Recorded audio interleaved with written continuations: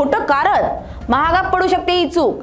PF काढताना खोटं कारण देण्याचा विचार करत असाल तर थांबा, त्याची किंमत भविष्यात खूप महागात पडू शकते। अनेकांच्या मनात येणारा हा शॉर्टकट किती धोकादायक ठरू शकतो हे जाणून घ्यायचं असेल तर हा व्हिडिओ शेवटपर्यंत नक्की पहा।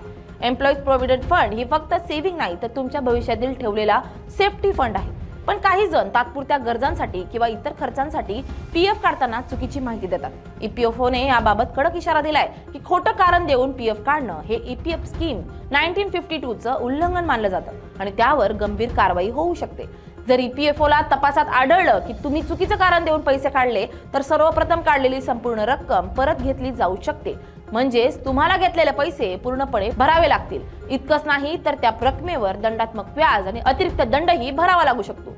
ईपीएफ नियमानुसार रूल 68B11 अंतर्गत जर पीएफचा गैरवापर सिद्ध झाला तर 3 वर्षांसाठी तुम्हाला कोणतीही नवीन पीएफ रक्कम काढण्यास बंदी घातली जाऊ शकते, म्हणजेच खऱ्या गरजेच्या वेळीही तुम्हाला पीएफ वापरता येणार नाही। तसेच चुकीने काढलेली रक्कम आणि व्याज पूर्णपणे परत केल्याशिवाय कोणतेही नवीन ॲडव्हान्स किंवा विथड्रॉल मंजूर होणार नाही। याशिवाय खोटी माहिती देणं किंवा तथ्य लपवणं हे कायदेशीर गुन्हा मानला जाऊ शकतो। ईपीएफ कायद्यानुसार अशा प्रकरणात 25,000 पर्यंत दंड किंवा 1 वर्षात तुरुंगवासाची शिक्षा होऊ शकते। पीएफ हा दीर्घकालीन सुरक्षिततेसाठी असलेला फंड आहे।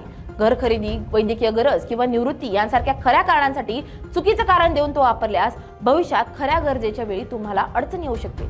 म्हणूनच पीएफ काढताना नेहमीच प्रामाणिक कारण द्या आणि नियमांचं पालन करा।